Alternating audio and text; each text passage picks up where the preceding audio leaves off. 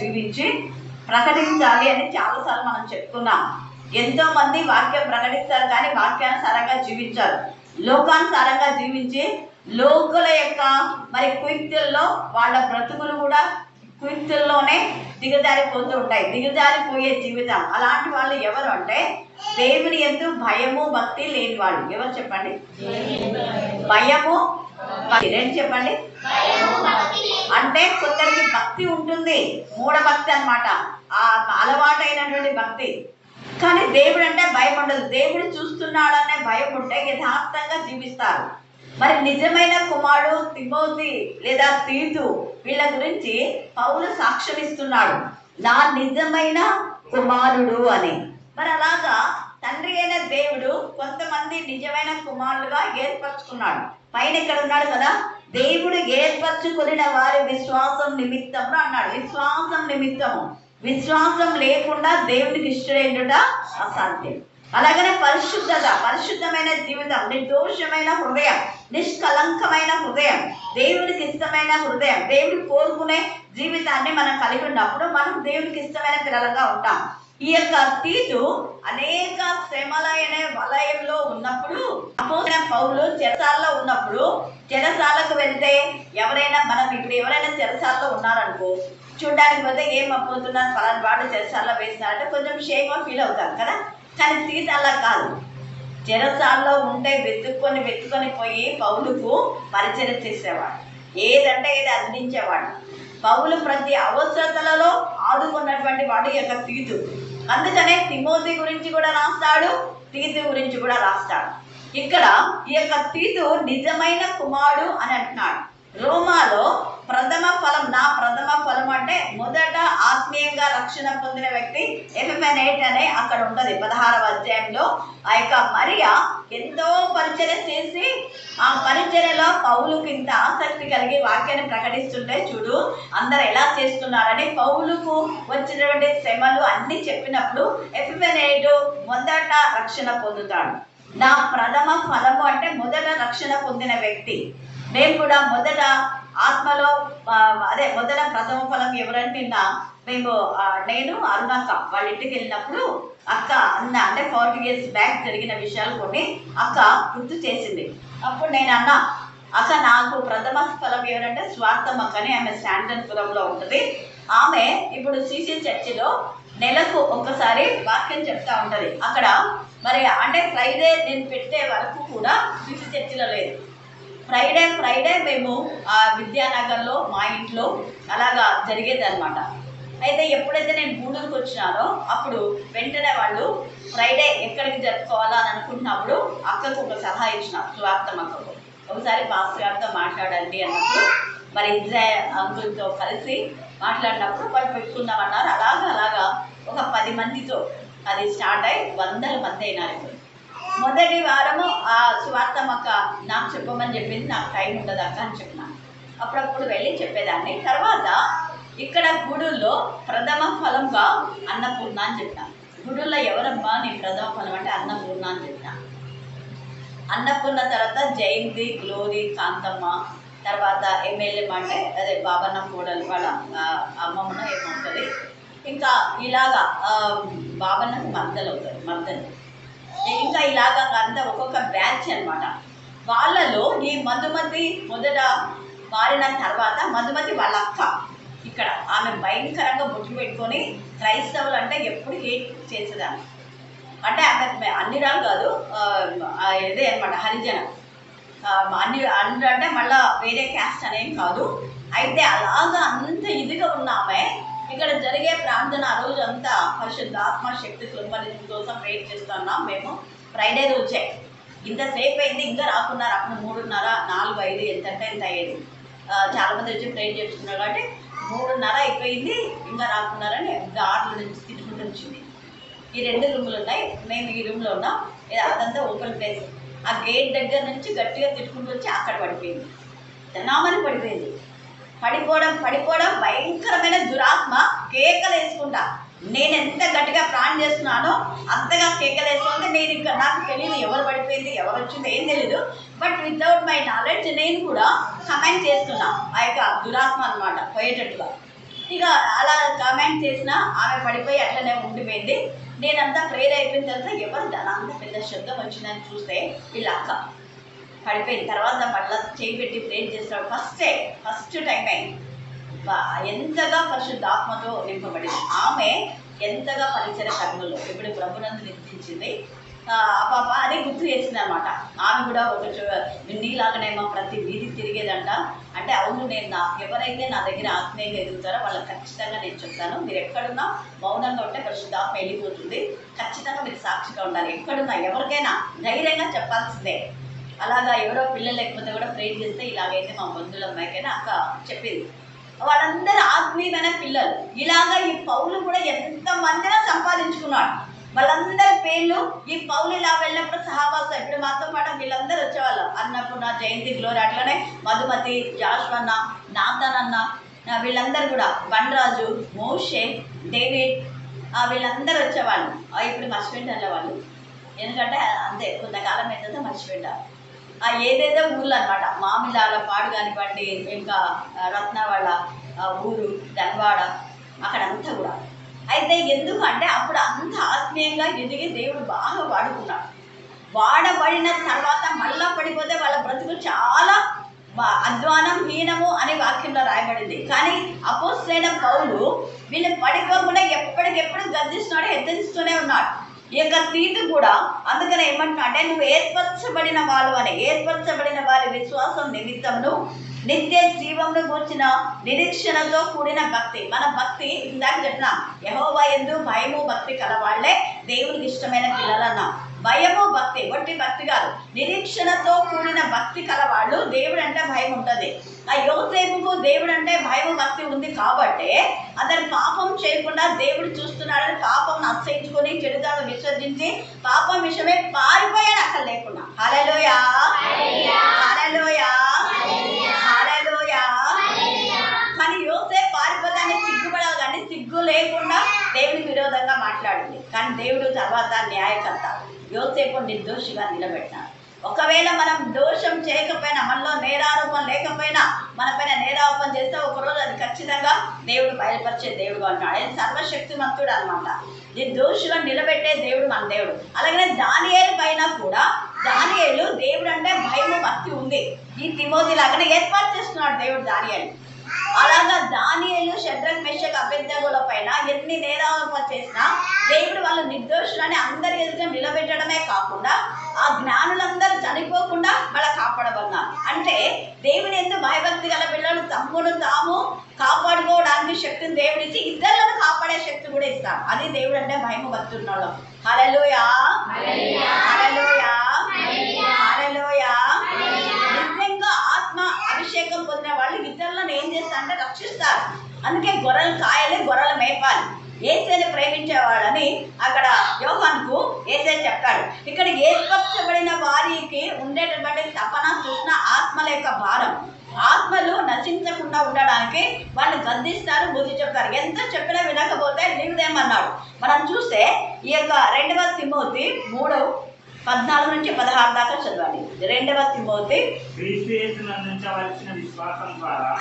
యేసు నందు ఉంచవలసిన విశ్వాసము ద్వారా మీకు కలిగించుటకు ఇది శక్తి గల. అందుకనే నేను చెప్పేది, ప్రార్థన శక్తి మనకు ఉండాలి, వాక్యపు శక్తి మనకు ఉండాలి, పునరుద్ధాన శక్తి మనకు ఉండాలి, పరిశుద్ధాత్మ శక్తి. 4 శక్తులు ఏకమైనప్పుడు మనల్ని ఎవ్వరు ఏం చేయలేరు.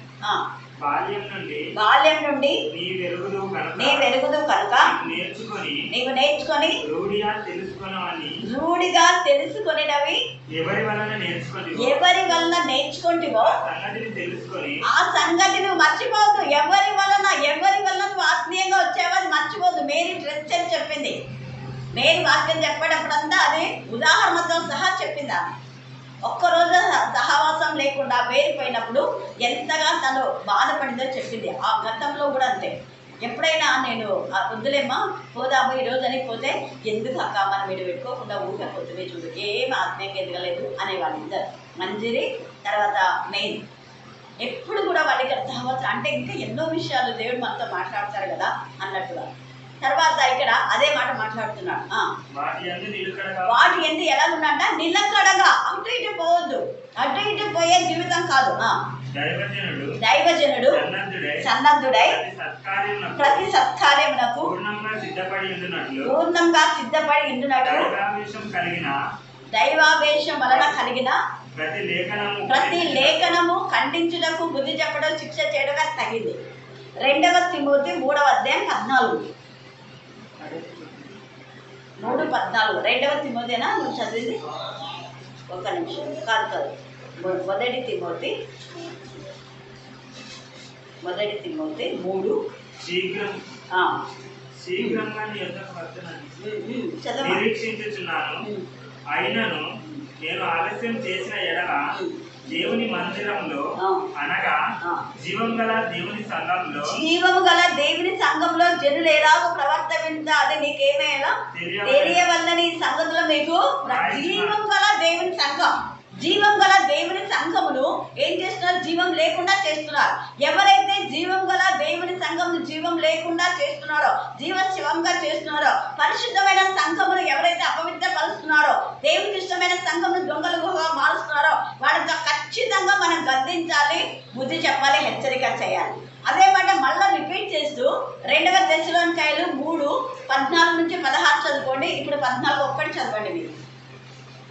2 తెస్సలోనికైలు 3:14. ఈ పత్రిక మూలంగా నేను చెప్పిన మాటకు నేను చెప్పిన మాట అంటే అది క్రీస్తు మాట. నేను క్రీస్తును ధరించున్నారు, మీరు కూడా నన్ను పోలి నడుచుకోండి అన్నాడు. కాబట్టి నేను చెప్పిన ఈ మాటకు ఎవరైనా లోబడకపోతే అతనిని కనిపెట్టి, అంటే లోబడని వాళ్ళు ఎవరో నువ్వు ఖచ్చితంగా కనిపెట్టాలి. కనిపెట్టి ఏం చేయాలంట? వాడు సిగ్గుపడేలా వంట నువ్వు సాంగత్యం చేయమనుందా, చేయొద్దు అనుందా?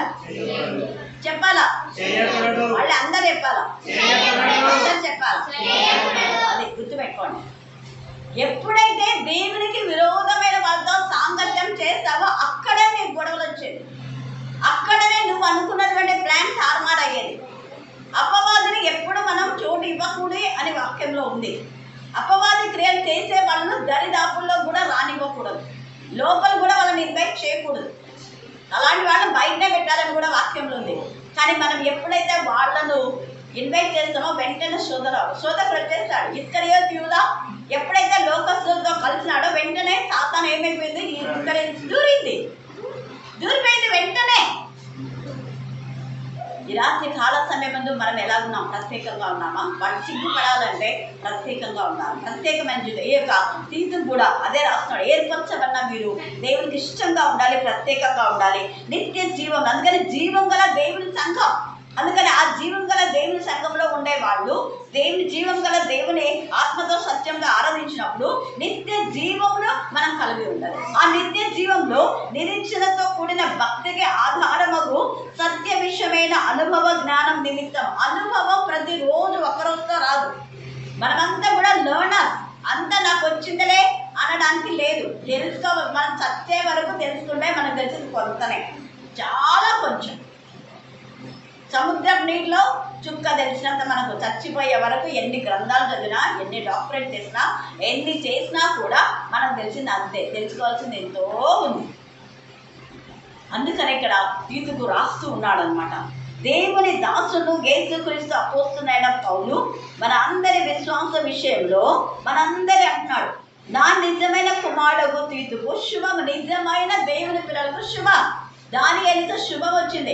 అశుభంగా అనేక విధాలైన మరి నేరారోపణ చేశారు.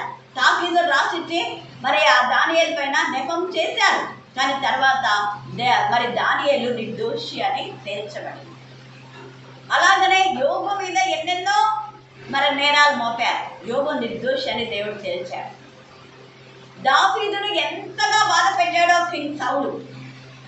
కానీ దావీదును నా నిజమైన నా హృదయానుసారుడు అన్నాడు. కింగ్ సౌలు అల్లా. హల్లెలూయా, హల్లెలూయా, హల్లెలూయా.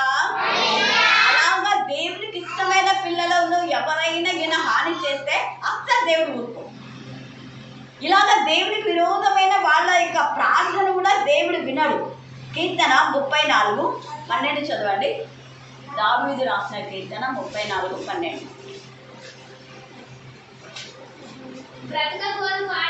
బ్రతుకగోరు వాడు ఎవడైనా ఉన్నాడా? ఎవరైనా బ్రతుకాలి అనుకుంటే వాళ్ళు ఏం చేయాలంట? మేలు చేయుచు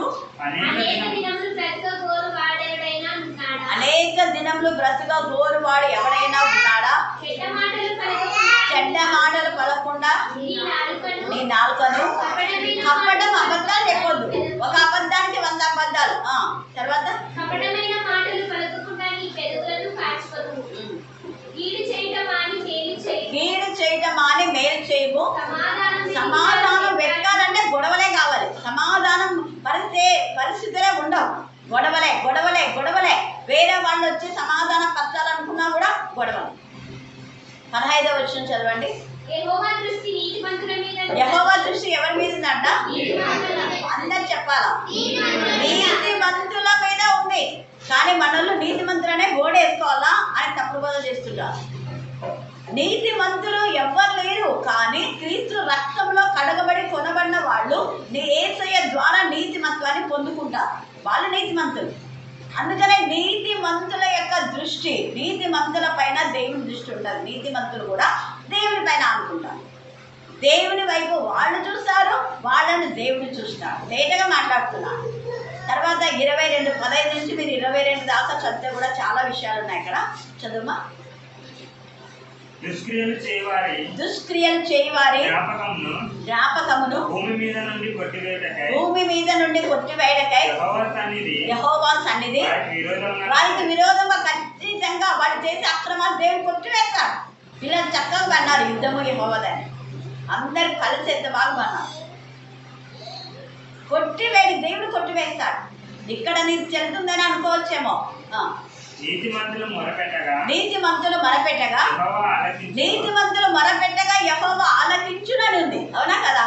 పాపులు మొరపెట్టగా ఆలకించుననుందా? లేదు. పాపి మొర వింటాడు. ఎప్పుడో పాపి పశ్చాత్తాపడి పాప క్షమాపణ పొంది శుద్ధ హృదయం కలిగి శుద్ధ హృదయంతో ప్రార్థన చేసినప్పుడు అప్పుడు దేవుడు వింటాడు. అంతేగాని పాపం హృదయంలో ఉంచుకొని ప్రార్థన చేసిన ప్రార్థన విన్నాడంటే అది వ్యర్థం. వినడు. నీకు నువ్వే మోసపించుకుంటున్నావు. ఇక్కడ ఎంత తేటగా నీతిమంతుల ప్రార్థన యెహోవా ఆలకించును. నీతిమంతుల ప్రార్థన బహు బలం కలదై ఉంది అన్నది. నీతిమంతుల ప్రార్థన వైపు ఆయన చెవి ఎగిరినాడు అన్నది. చదవమైంది. వారి శ్రమలన్నిటిలో నుంచి ఆయన విడిపిస్తాడు. నీతిమంతులు కలుగు ఆపదలు చాలా, వాటన్నిటిలో నుంచి ఆయన విడిపిస్తాడే కానీ దాంట్లో ఇరుకుపోయేలా చేయడు. ఏదైనా నీ మేలు కోసమే దేవుడు చేస్తాడు. హల్లెలూయా, హల్లెలూయా, హల్లెలూయా. దేవుడు మన పక్షంగా మేలు కలుగ చేసేటటువంటి దేవుడు. ఎప్పుడైతే మనం క్రమంగా దేవుని సన్నిధిలో ఉంటామో, ఈ మధ్య కొంచెం క్రమంగా అంటే ఎక్కువ సమయం వస్తున్నాడు పవర్. ఒక విషయంలో నాకు ప్రేర్ చేయమన్నాడు. నేను కూడా పంపించిన. మీరు కూడా ప్రార్థన చేయండి. లైఫ్ సెటిల్మెంట్ విషయంలో దేవుడు చేస్తాడు ఖచ్చితంగా. ఎప్పుడైతే మనం క్రమం తప్పితే అయిపోయింది. నేను అందుకే బబ్బులు చెప్పినా, నువ్వు క్రమంగా వచ్చింటే అందరు ఫస్ట్ క్లాస్ వచ్చింది. మనం ఎప్పుడైతే కొంచెం అయిపోవాలి చూసుకుంటుంటుంది, వాడి పని అయితే కదా. అది దేవునికి ఎప్పుడు కూడా మనం నిర్లక్ష్యం చేయదు. ఈరోజు పోయి 2 లక్షలది టార్గెట్ అమ్మినానని మంచిగా పోయి చెప్పేసి వచ్చినాడు అక్కడ మీటింగ్. వాళ్ళ మీటింగ్లో బాగా నేర్చుకుంటారు కదా. హల్లెలూయా. నేను అదే చేసిన. దేవా నీ పిల్లలు ఎక్కడ సిగ్గుపడకూడదు. తల ఎక్కుతావు కానీ తల ఆ పిల్లలతో పాటు ఉన్నవాళ్ళు తల సిగ్గుకునేలా చేస్తారు వాళ్ళు. కొంతమంది ఏం చేస్తారంటే అదే వీళ్ళంతా కూడా మాకంటే తక్కువ కదా అని కొంతమంది ఎక్కువ ఉండేవాళ్ళు వాళ్ళ క్యాస్ట్ని చూసుకొని వాళ్ళ డబ్బులు చూసుకొని తిరగలుగుతారు. అక్కడనే దేవుడు మనల్ని లిఫ్ట్ చేస్తాడు. హల్లెలూయా, హల్లెలూయా. కింద కుప్ప బీట నుంచి దీన్ని లేవనెత్తాడు. ఈరోజు శామ్యుయల్ జ్యోతి కుమార్తె శామ్యుయల్ బర్త్డే. నేను వేగం 3 గంటలకే లేచి ప్రేర్ చేసిన జ్యోతి ఆత్మ శాంతి కోసం కూడా. అక్కడ 113వ కీర్తనలో పెంట కుప్ప బీట నుంచి దీనులను పైకి లేవనెత్తువాడు ఆయనే, కుమారుల సంతోషం గల తల్లిగా చేసినాడు దేవి. ఆమె అడిగిన దానికంటే ఊహించిన దానికంటే ఎక్కువ మేలు.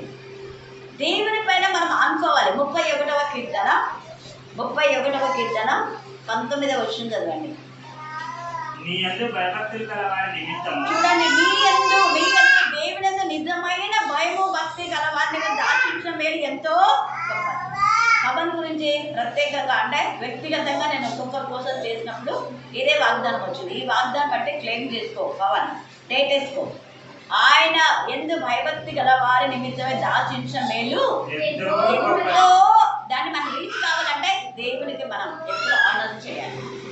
దేవుడికి ఇవ్వాల్సిన సమయం ఇవ్వండి. అప్పుడు మీరు అడిగిన దానికంటే నేను పొందుతున్న కాబట్టి మీకు చెప్తున్నాను. ఎప్పుడైనా కూడా మనం స్వార్థం ఆలోచించొద్దండి. నేను మళ్ళీ ఓపెన్గా చెప్తున్నా, స్వార్థం ఎప్పుడు ఆలోచించాలి. నేను నా స్వార్థం ఆలోచించకుండా ఏదైనా చేసినానుకో దానికి ఒకటి చేస్తే 10 ఇస్తాడు నాకు, అలా ఇచ్చినాడు. దేనికి స్వార్థం అనేది అసలు పోదు. మనం ఇతరులకు ఏం చేస్తున్నాం అన్నదే లెక్కలోకి వస్తుంది. మళ్ళీ చెప్తున్నా, ఇతరులకు మనం ఏం చేస్తున్నాం. ఉదాహరణ చెప్తాను. ఇప్పుడు నేనే ఎవరికైనా అవసరం అయితే నా గోల్డ్ కుదబెట్టిస్తా. మరి నా దగ్గర తీసుకున్న వాళ్ళు వాళ్ళ గోల్డ్ కుదబెట్టిస్తారా? ఇవ్వరు. ఇవ్వకుండా మళ్ళీ ఇష్టానుసారంగా మాట్లాడుతుంటారు. అది చాలా తప్పు. అందుకనే వాళ్ళ బతుకులు అట్లనే ఉంటాయి. అవును కదా, వాళ్ళు మనకి ఇచ్చినప్పుడు మనం మనది అది మళ్ళీ ఎవరు వేరే వాళ్ళ కోసం కుదబెట్టలా, మనకిచ్చిన వాళ్ళ కోసమే అవసరమైతే తేవాలి ఖచ్చితంగా. అది దాన్ని కృతజ్ఞత అంటారు. అలా చేయకపోతే విశ్వాసఘాతం. విశ్వాసఘాతకులు ఎంత ప్రాణిస్తున్నా దేవుడు తిన్నాడు, ఏమీ లెక్కలు కాదు. ఎంత ఇదిగా కొందరైతే విశ్వాసం ఉంది, నేను వద్దన్నా కూడా నాకు పంపిస్తాను. వద్దులేమ్మా, ఇంట్లో కష్టం ఉంది, వద్దులే అంటాను అనుకో, వాళ్ళు రెగ్యులర్గా ఇస్తారు, నేను అడగకముందే. అట్లాంటి వాళ్ళని దేవుడు ఎత్తైన స్థానంలో ఉంచుతాడు. హల్లెలూయా, హల్లెలూయా, హల్లెలూయా.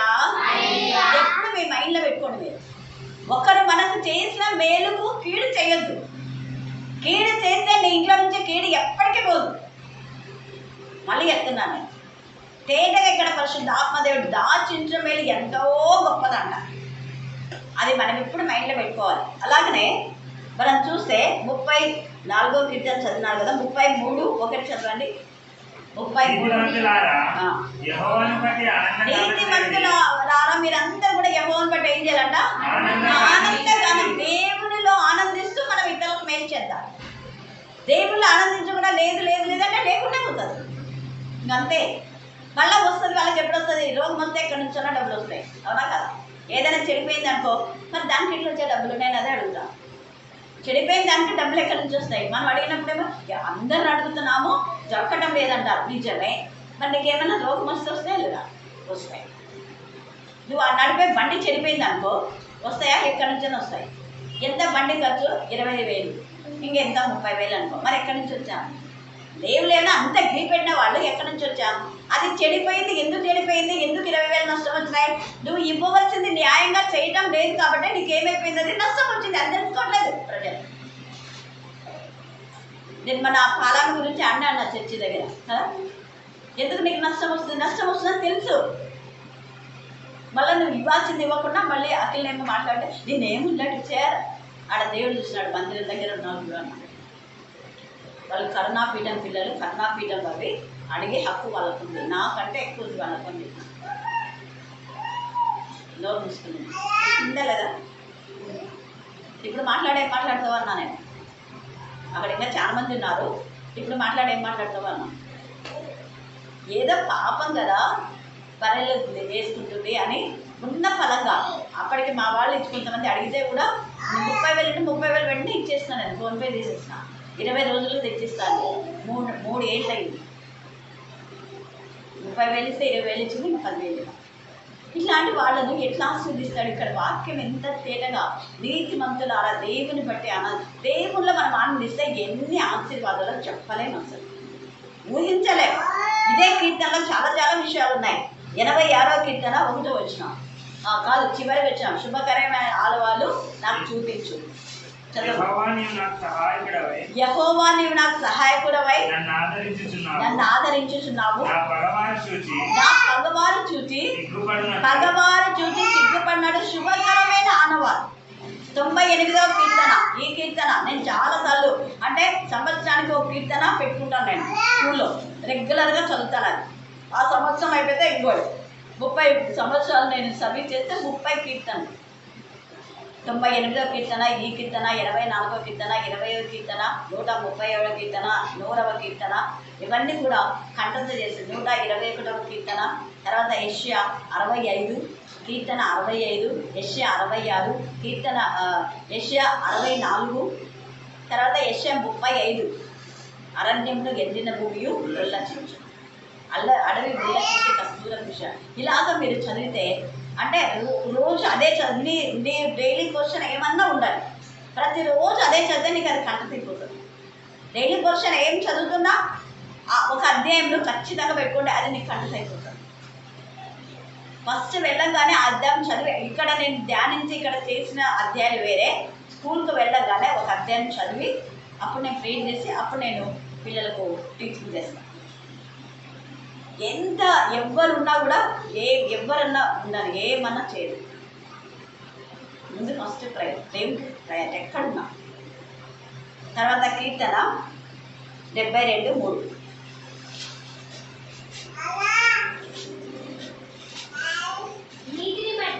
నీతిని బట్టి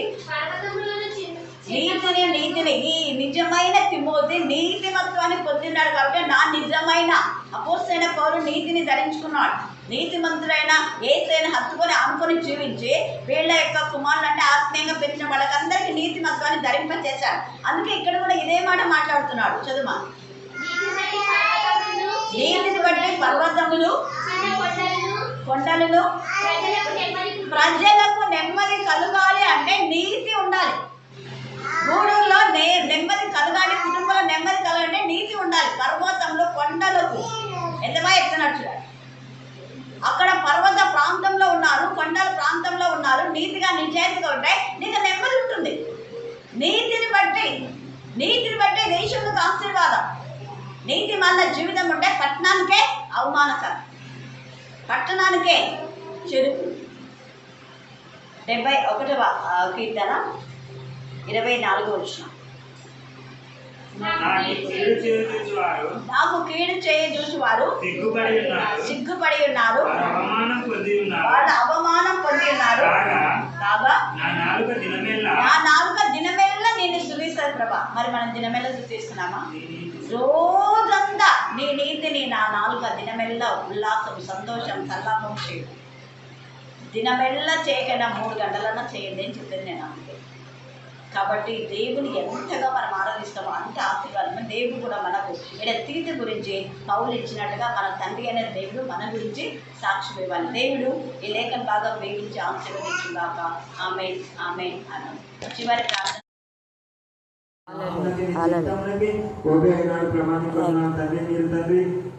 మోషకి ఇచ్చిన తండ్రి యెహోషువకి తండ్రి ఎన్నుకున్నప్పుడు తండ్రి సంతోషంగా తండ్రి స్తోత్రాలు చెల్లిస్తున్నాం ప్రభా. తండ్రి నీకు వందనాలు, స్తోత్రాలు చెల్లిస్తున్నాం ప్రభా. ఎంత సహనాన్ని దయచేసావు దేవా, నీకు వందనాలు, స్తోత్రాలు చెల్లిస్తున్నాం ప్రభా. నిరీక్షణ ప్రభా, కుట్టి భిక్షకుడు ప్రభా తండ్రి 38 సంవత్సరాలు కోనేటి దగ్గర స్తోత్రాలు చెల్లిస్తున్నాం ప్రభా. నీ పేరు అనేకులు వచ్చి ఉన్నారు ప్రభా, నీ పేరు చెప్పుకొని మోసం చేస్తున్నారు ప్రభా. వారిని గద్దించండి, నామాన్ని అవమానపరచకుండా కాపాడుకోనండి దేవా. మా ప్రాంతాన్ని, మా దేశాన్ని ఎస్సీ కాపాడుకోవాలని ప్రార్థిస్తున్నాం. నానాటికి తండ్రి ఆభినందటానికి తండ్రి క్రైస్తవుల యొక్క తండ్రి విశ్వాసాన్ని రెట్టింపు చేయమని ప్రార్థిస్తున్నాం. నాయన తండ్రి ఎన్ని తండ్రి ఇబ్బందులు, ఇరుకులు, కరువులు, ఉపద్రవాలు వచ్చినా నిన్ను వేరు చేయకుండా నీకు దయచేయని ప్రభావిత స్తోత్రమైన స్తోత్రం ప్రభావ. ప్రతిరోజు లేఖనం ద్వారా తండ్రి ప్రతి అనుదిన వాక్యం తండ్రి నేను చదువుతున్నాను తండ్రి, టీచర్ వివరిస్తున్నా నీకు దయచేయమని ప్రార్థిస్తున్నాను. నీలో తండ్రి నీ వాక్యాలు విని నీ యొక్క తండ్రి వాక్యాన్ని నీ మేలు రుచి చూసి పడిపోయిన వారిని గుణపరచు అసాధ్యమని సెలవించారు దేవా. నీకు నాలుగు అతి స్థితిలో ఎవరు ఉండకుండా నీ కృపను దయచేయని, ఆత్మ నడిపింపును దయచేయని, దేవుడిని కావలించుకుని ప్రార్థిస్తున్నాం. మా శత్రువులని దేవతలకు అప్పగట్టు మీరు వారిని పాడకలమని ప్రార్థిస్తున్నాం. నా తండ్రి నీకు వందనాలు, స్తోత్రాలు చెల్లిస్తున్నాం ప్రభా.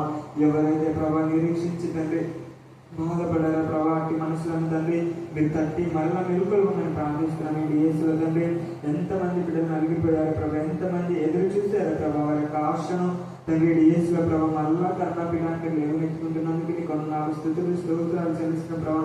బిడ్డల యొక్క ఆశ, ఆసక్తి, తపన ఏది వ్యర్థం కాదు ప్రభా. నీ బిడ్డలు ఎంత నిష్టంగా గోచాడారా ప్రభా, ఎంత ఓపికతో కనిపెట్టారు ప్రభా. ఈ సంవత్సరంలో దయచేస్తున్నావు దేవా. నీకు వందనాలు, స్తోత్రాలు చెల్లించు.